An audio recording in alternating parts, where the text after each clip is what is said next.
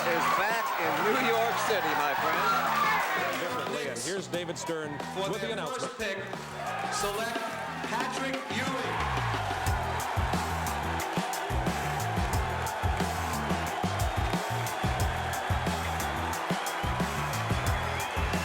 Well, the New York fans, John Thompson, are very excited about Patrick Ewing. He's going to take us to a championship.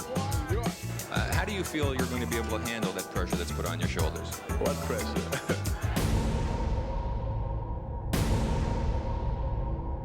Good evening. We're coming off the bloodiest year in the history of New York. Centers for crack addicts are getting crowded. The story of what drugs are doing to our city. New York under fire, New York in ruins. The Big Apple had lost its shine by the 1980s. For over a decade, the American metropolis experienced a steady decline exacerbated by the crack epidemic. For solace, New Yorkers turned to their favorite escape, sports. While the Celtics and Lakers dominated the spotlight, the Knicks were a shadow of their former selves in the mid-80s. The franchise hadn't won a title in nearly 15 years, an eternity for a legendary team like the Knicks. They needed their Larry Bird, their Magic Johnson, their Michael Jordan, or their Patrick Ewing. The arrival of the Stars Center in 1985 sent New York into a frenzy. A new era had begun. From that moment on, Patrick Ewing became the city's new hero. Look at Kareem Abdul-Jabbar, because Patrick Ewing is here to stay. He's gonna make him #1 again in New York. He's gonna be a great ball player. The Knicks are gonna win a championship this year with him. Jackson, he's got Ewing on the left. Rebound, Ewing. Ewing's had an effect. He is controlling. The shot is off. Loose ball. Ewing goes up. The basket count. Lane Beer blocked by Ewing. And here's Ewing. And Ewing says hello to the NBA. Now Moses just got introduced to Patrick Ewing. It's incredible. He's amazing. This is my birthday present coming here. They haven't won a title here since 1973, but the fans have come out. There's a lot of interest in Patrick Ewing, and the impact of this rookie can be felt all over. After a dozen years of frustration capped by the worst season in 30 years, deliverance for the Knicks in a number 33 uniform. It's hard to grasp the excitement generated by Patrick Ewing's arrival in New York. It seemed only natural that the best college player would join the nation's largest market. The Knicks had found their idol, much to the delight of David Stern. According to an unconfirmed but persistent legend, the NBA rigged the draft lottery to ensure Ewing landed in New York. And who has generated the kind of publicity that Patrick Ewing has, he's going to probably draw very well at home and on the road. Struggling when Ewing joined, the Knicks would soon become one of the defining teams of the 1990s. Beside their General Ewing stood an unlikely soldier ready to make New York history, a hungry, driven player, John Starks.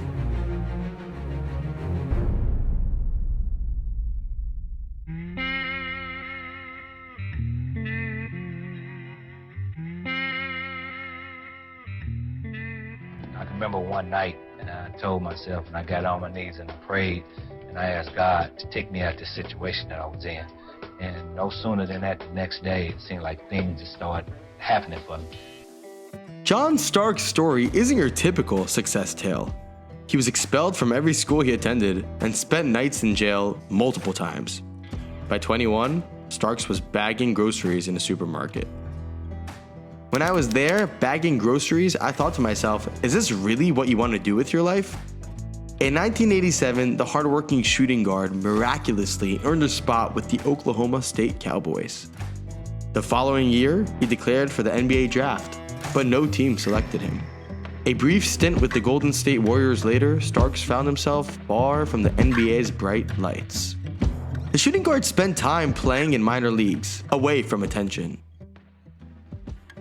I said, eventually my time gonna come again, and when it do, I'm gonna be ready.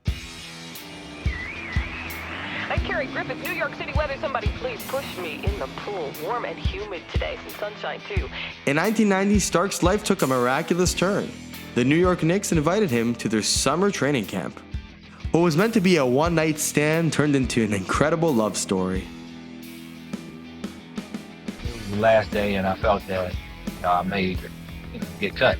So I said, I'm gonna come in here and show these these coaches that I want to stay. He caught my dunk, and I came down and twisted my knee. It was kind of like a blessing in disguise because you can't cut you if you're injured. And I'm like, well, okay, I accept this injury. Here we are. The unknown John Starks arrived in the Big Apple.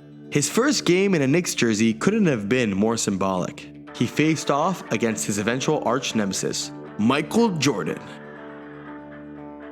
My first game, I was so hyped. Michael Jordan! People said, was you scared? I said, no, because I had played Michael over in my mind so many times. I had played him one-on-one. Starks comes in, and John Starks is a player they activated yesterday. Looked at me. He like, before the night is over, you're going to be calling me Mr. Jordan. Stops the dribble, plays it into Jordan. Starks steals the ball, falls out of bounds. Jackson on the drive, ahead to Starks. He lays it up. Good. After the game, I walked up to him. I said, you're not getting Mr. Jordan after me tonight. My confidence level just shot up. By the Knicks. Off the steal. Starks. Ewing beats him. He's going to give help. He's got to chase him off that quick jump shot. Back after each other again, and this is what Michael Jordan almost goes after. Charles Oakley, who has had a number of incidents during the course. Oh, Armstrong and Starks want to go at him. Starks is a lot like Dennis Rodman of the Pistons in that you hate playing against him, but wouldn't mind him on your side. A keg of dynamite that is always lit. 3 and 4 minutes remaining in this game. I have to play with a lot of energy. I'm just a hyper person. Everybody who likes your game says they like it because you're crazy. Everybody who dislikes your game say they dislike it because you're crazy.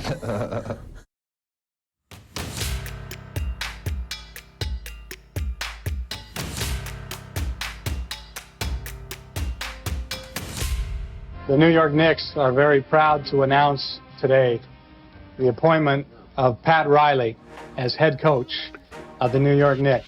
Pat Riley, a coach with 4 championship rings to his name, joined the Knicks in dramatic fashion. Patrick Ewing had already been dazzling on the court since entering the NBA, but for those who said the center lacked a certain fire, Starks brought all the intensity the Knicks needed.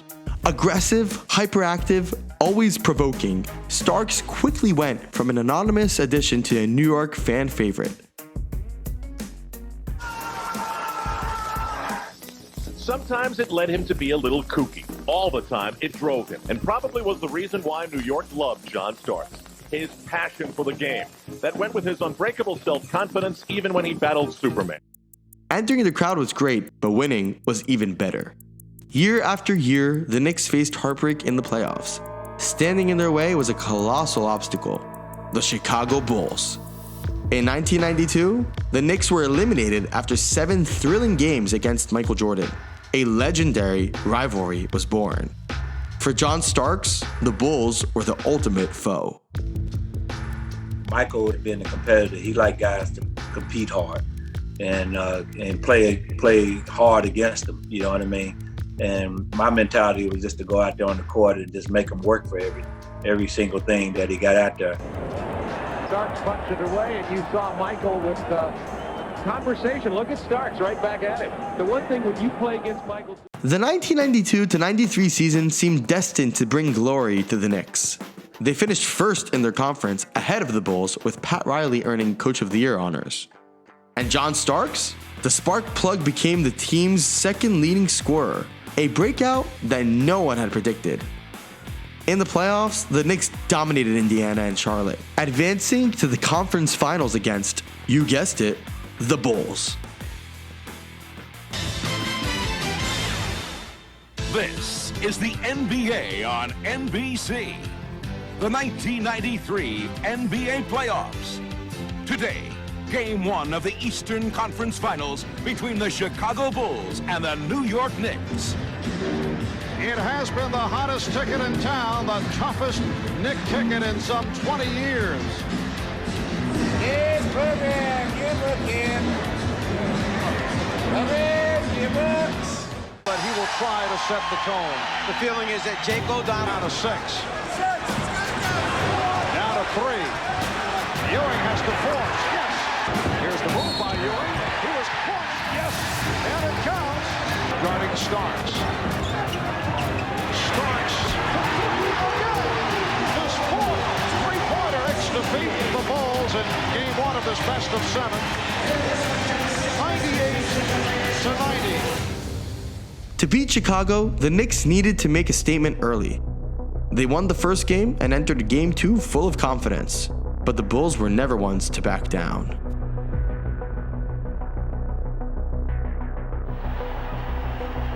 I was excited about the opportunity of going up 2-0 against Chicago. We knew that it was going to be a tough game because we had just beat them. And right from the start, you know, you could just feel the energy, and everybody fed off of it. Was not intimidated by Michael. 5 minutes on this fourth, 2:35 remaining. Ewing. As often happened between the Bulls and Knicks, game 2 was tense, thrilling, and at times brutal. With 50 seconds left, the Knicks led by 3 points in a roaring Madison Square Garden. Then, to seal the victory in style, John Starks delivered one of basketball's most iconic plays.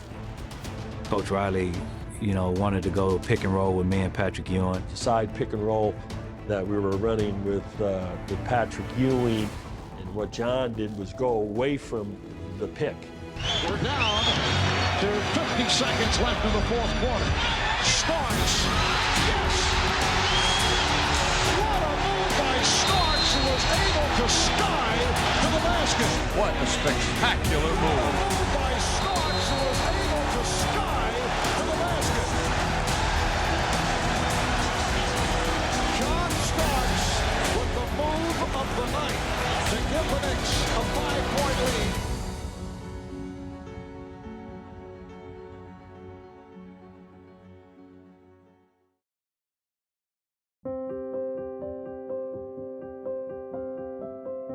First time I saw a picture of it is the next day in the newspaper.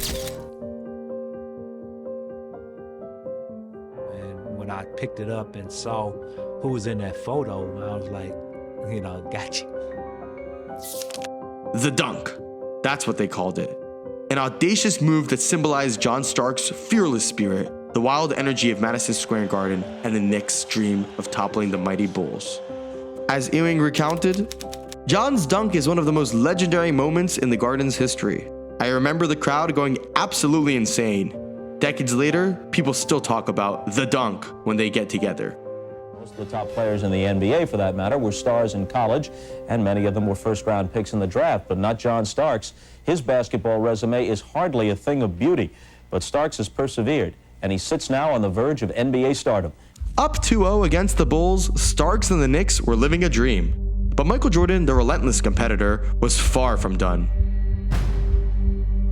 On June 4th, 1993, the dream turned into a nightmare.